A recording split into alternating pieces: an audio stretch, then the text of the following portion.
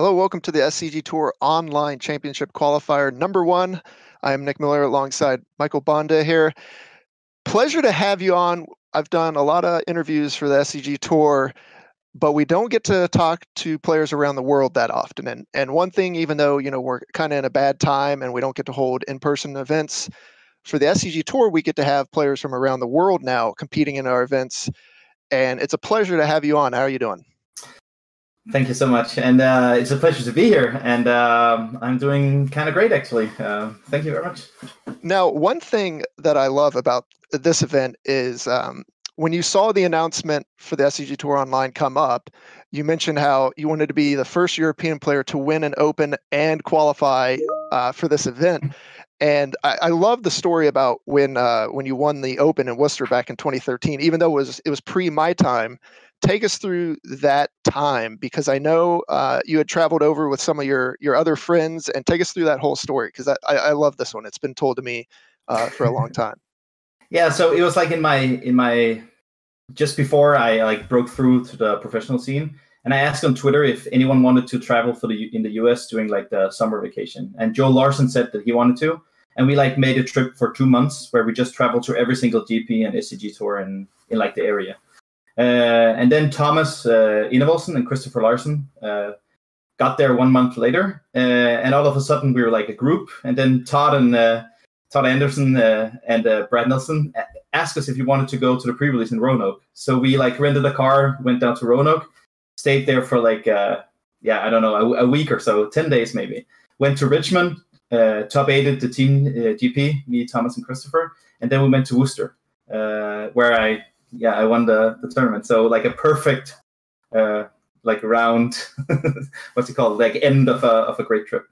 Yeah, it's always funny because we hear about these origins of the European death and taxes players taking over, and that was kind of like part of that time.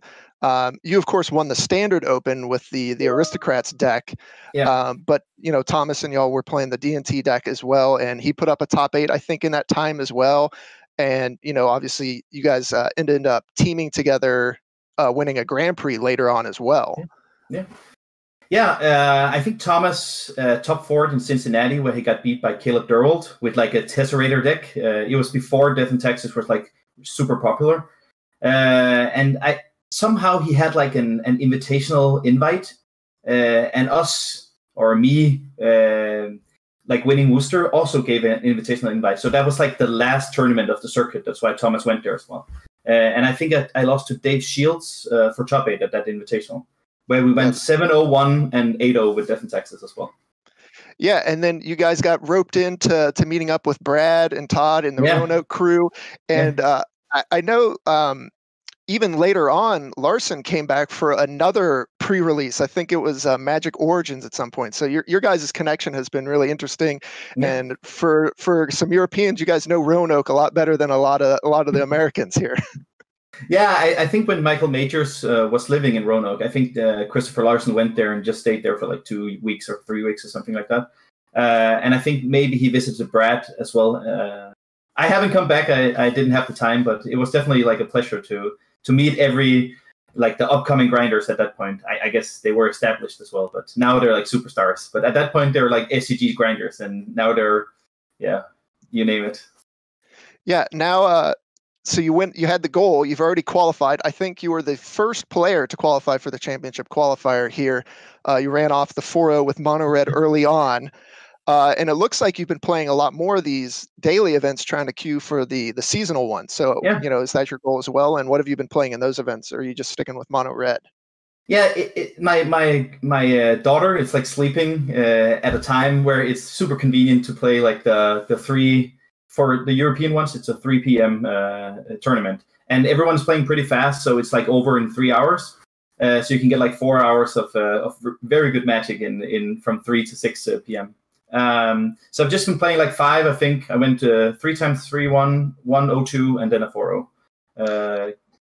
Giving me 24 points, I think, and I'm just the next week I'm trying to like just get enough points to be secured for the big one. I can't even remember what the super challenge seasonal championship. Yeah, okay, seasonal championship. And of course, if you do well today, well, we're recording this on Friday, but today when you're watching this, you can already lock up an invite if you do well in this. Have you thought about what you're playing?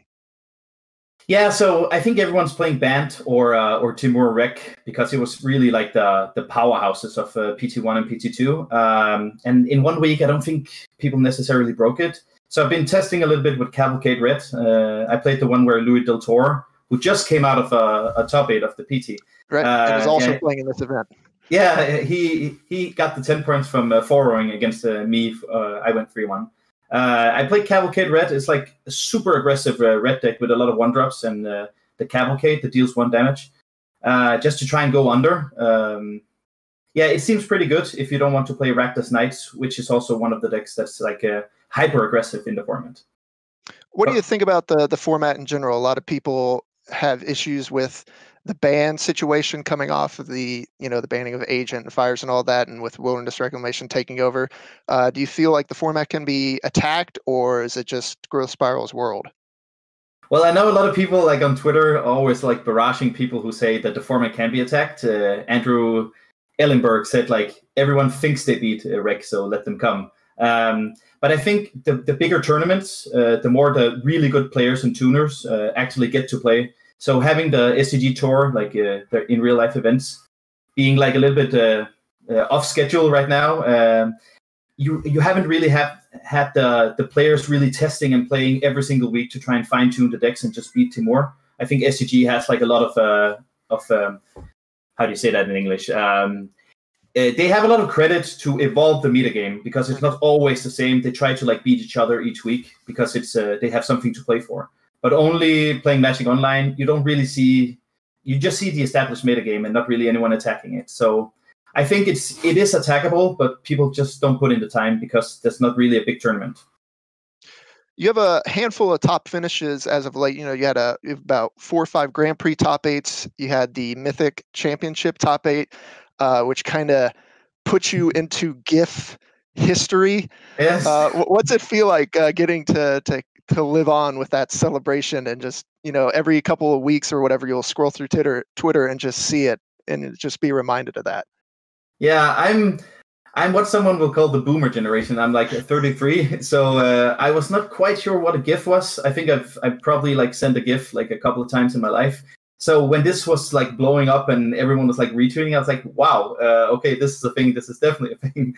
But I didn't even know that what it was going to happen. It was just me and like really having a great time. I also think I have a picture when I won on the SCG on my Facebook where I'm just like super hyped, and yeah, I just tend to be super excited when I do well because it's like it's all the emotion that just runs out of my body. So it's pretty nice that it lives on, and I'm actually kind of happy about it. Like it's nice to see that people find joy in the celebration. Yeah, and playing online, I have to imagine, allows people to be a little more energetic, and celebrate a little more vocally than I think in most Magic tournaments.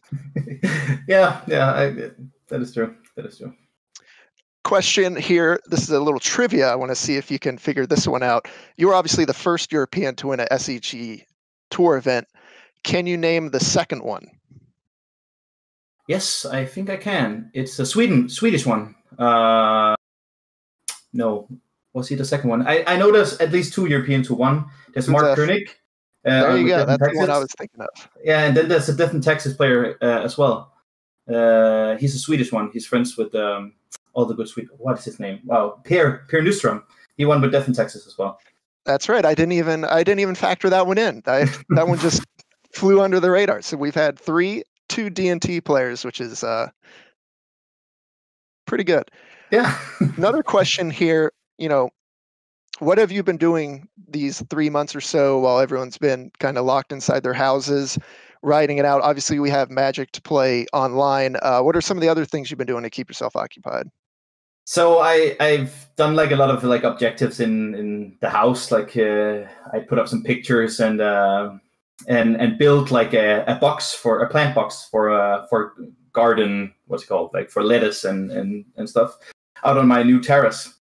Then I've just been a father for my daughter and doing my thesis, my master's thesis at the university. So there's been a lot of and then some sports. I'm going to sports right after this one to be ready for tomorrow. Got to get in the physical exercise to prepare mentally. Yes. So and also so you can eat some great food and drink some nice beverages. What are we doing physically wise? We playing some tennis, I think you told me about, or a variant of tennis? Yeah, today I'm going to play some paddle tennis with some people from the Teachers Academy when I went there. And then I'm going to play handball. It's like a European sport. I think it's originated in Denmark or Holland or something like the Netherlands. But those are the two, like, primarily. I don't play football or soccer or American football, but I just play something with my, like, a catcher or like a disc or something with my hands. I think that's very nice. And what are you getting your master's in? It's a weird English word. It's pedagogy, which is like a German. In Old Greek, is paideia. It's basically social science. It's anthropology, psychology, philosophy, and sociology, like all mixed together. Where it's like focused on children. All right, and you're a teacher, correct? So that kind of all works together. I'm the European Shaheen Surani. So your two philosophies are quite different, though. When Shaheen plays a lot of Esper cards, you play a lot more creatures than he does. that is true. That is true. All right. So, what are your expectations for the tournament? We'll wrap up here. We've got the championship qualifier, and then obviously you're trying to get enough points to play for the seasonal as well. Yeah, I think hopefully my deck choice is a little bit of a wild card. I hope the deck does well, and I do like a medium finish to unlock like 20 points or something, like 10 to 20 points. So I'm at least like at 50 points, so that I can grind up to the last. I think you always aim for first, but if you think that first is the only like obtainable goal, then you just kind of get crushed if you don't get there. So like a medium just outside of top 8 would probably be like my preferred finish, if not aiming for first or top 8. So I think like a medium finish would be good in the first one. All right. Well, everyone here at SCG is excited to see people playing this event. We're excited for, a global event. We've had a lot of, Americanized and East Coast events. So this is really the first time we get to see people from around the world playing, and it's going to be a pleasure to watch everyone battling. Yeah. So, Michael, thanks for joining me here. Stay tuned to Star City Games all weekend long for the action here online.